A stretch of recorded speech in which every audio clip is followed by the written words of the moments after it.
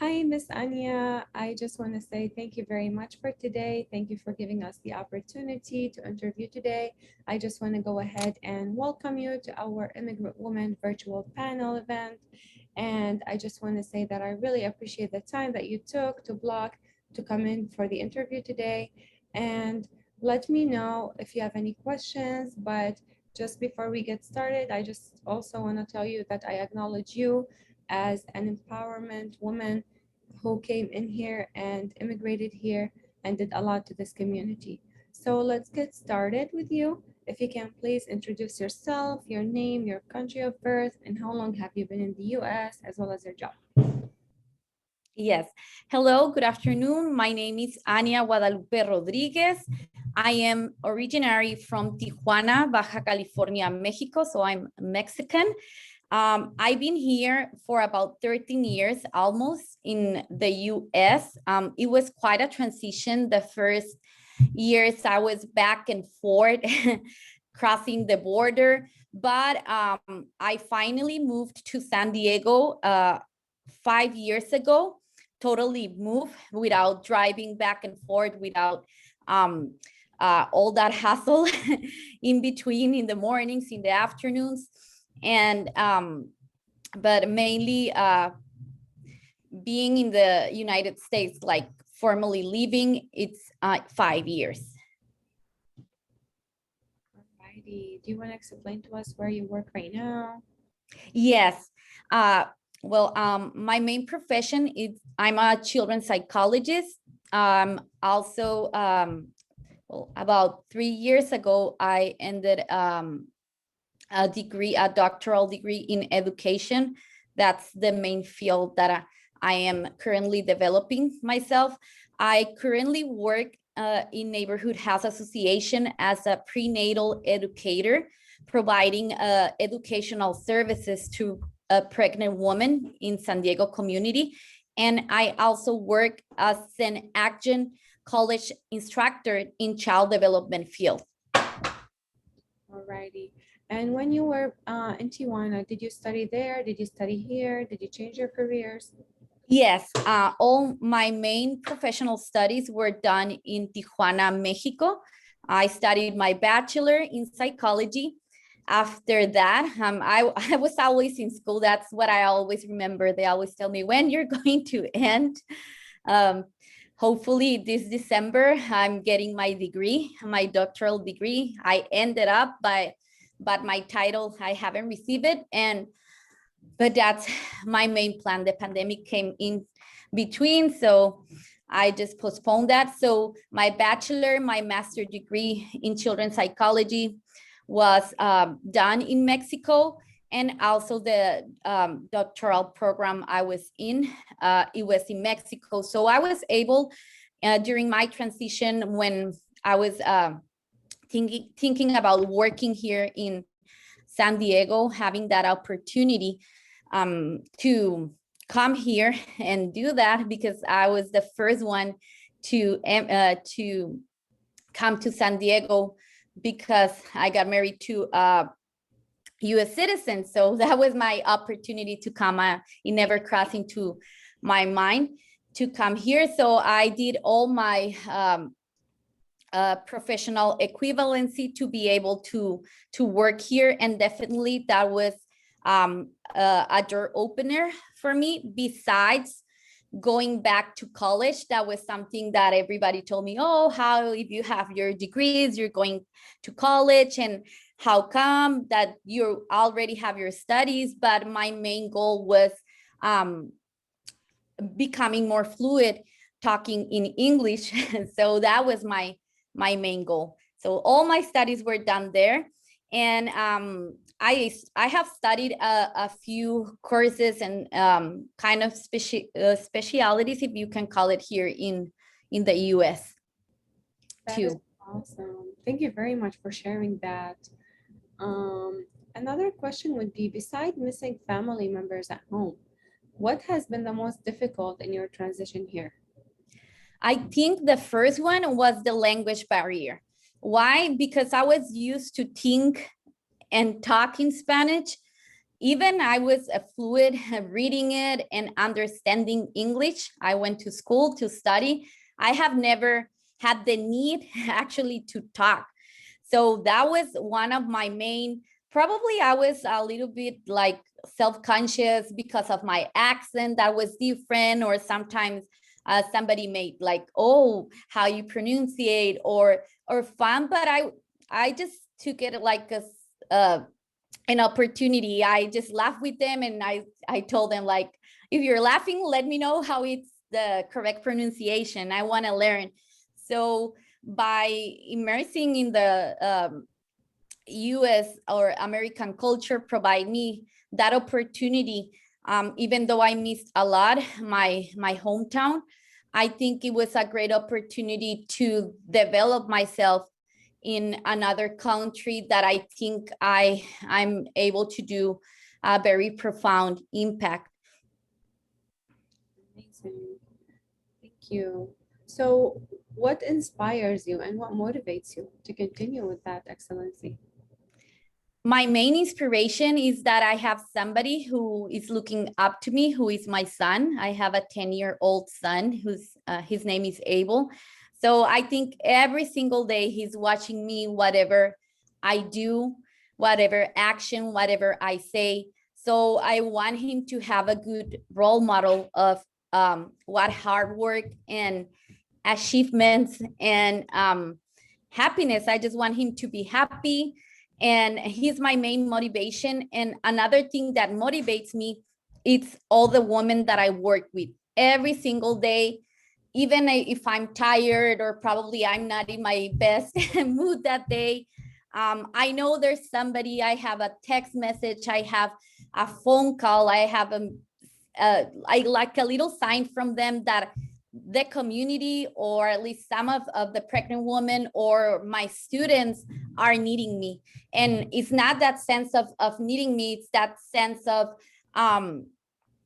feeling that I'm doing something good for them, and that little seed that I'm planting with them, it's going to grow out, that they're going to share whatever they have learned with me, or whatever I have helped them. It's going to be a long lasting memory for them. So that those two things, and mainly my family, who are my main support, my mom and my dad.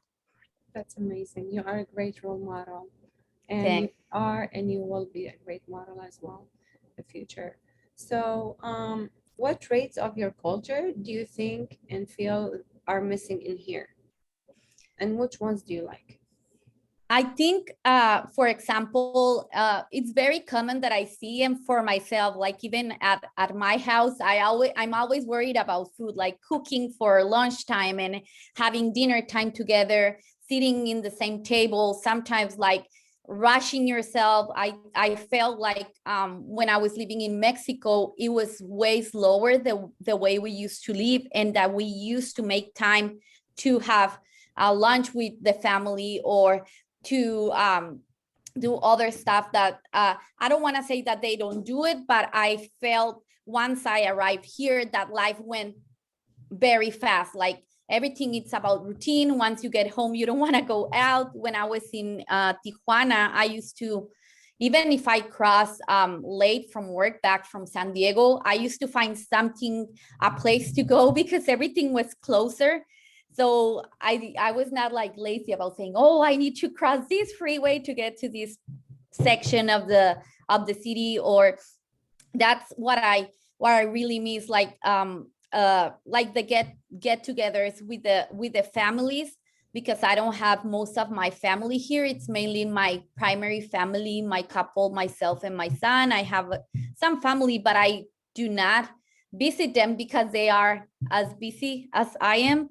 So I think that's what I'm missing. But what I like is that we live very, I think we try as much as we can to live very peacefully. Like even we are immersed in a routine, we try to stick to that, and to live very peacefully as much as we can, to just embrace the peace we have at home, even if it's quiet, even if we are just staying home, embracing that, and just valuing those moments. So what are some of the challenges that you had back home, and how did these challenges make you a strong immigrant that impacts the environment right now?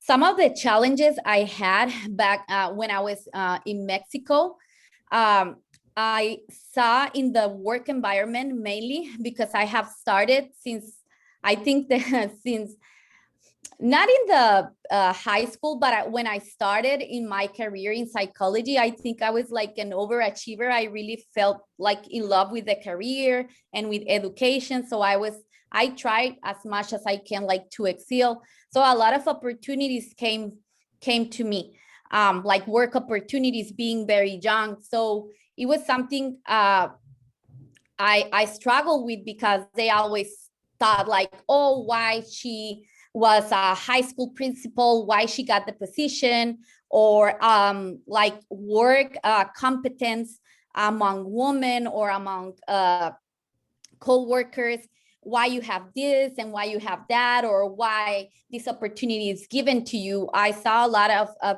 those things, but like analyzing the situation, I'm always thinking like probably it's because of the financial situation in Mexico, that it's way different than and the salaries too than here, that provokes that situation of competence. So that's a struggle I had, like being young, having management positions there. I consider myself humble, easygoing, people friendly, and regardless that situation, I don't know why I had those issues. And once I came to the US, I found a total different scenario. Everybody was helpful, and I don't want to speak bad because I also met good people in Mexico, but I always felt like that competence. And here, I think they value more my qualities as a worker, as a woman, as a professional. I feel more validated, and I think it was the best decision. I just remember when before deciding to enroll to college, I left working in Mexico, that was very stressful, and like it was a power struggle all the time. So taking that decision of leaving that work, talking with my brother, he told me, I think that was the best thing that could ever happen to you, because if you did not leave that, you would never decide to come and work. Even if I came and I had, at that time, I had that management position. I used to have my my own office as a psychologist. I was very fluent with my clients, but I left all those things to come here, and I did not regret any moment, because I found the San Diego community to be very helpful, very for example, with the women, like it's sorority. Like I still talk with the co-workers that I have started since the beginning. I create a lot of connections and friends that I still have. So everything was different. I have a way different perspective from being here. And I'm very happy. That's amazing. So now that you're saying all this, what does this month particularly, like the Women's History Month, mean to you as a woman? As a woman, I think it's a month to reflect in how women or all around the world, like regardless the culture, because I work with different communities, we need to help each other, like raising up each other as women, helping us, not only criticizing us. I think that's the base for making us stronger women. And I just shared, I think it was last week, like I found a phrase like, it was like stronger women are the ones that are always helping other women. So I think that this particular month it's to provide that sense of sorority, of empathy between women, and just going back and to history, as it said, all around the world, of important women that created an impact, regardless the obstacles, regardless the language, regardless the background. Never women that never give up and never feel ashamed of their upbringing and where they come from. I will always tell my students, and they laugh and they love that. Like, you're going to find my English not perfect, but I speak from the heart. And as long you're able to understand me, and as long we're able to connect, I think the connection comes from the heart, and they're able to understand you. So that's what I want to create, an impact in women in San Diego community, and whoever is surrounding me, that feels out my heart. And that's, I think it's a mission I have. That's amazing. Thank you very much for sharing that. You are an amazing and a brilliant woman. You do impact the environment with all your positivity and all your background. It makes you the woman who you are right now. So I really appreciate the time that you took with us today to do the interview. And I just want to say that I'm very, very thankful for you. And I wish you the best, and continue being amazing, being a brilliant woman in this world. Okay. No, I appreciate your invitation, and I hope we can connect and chat later. Of course. Thank you Thanks. very much. Thank you No, very much, and have a wonderful day. you're welcome.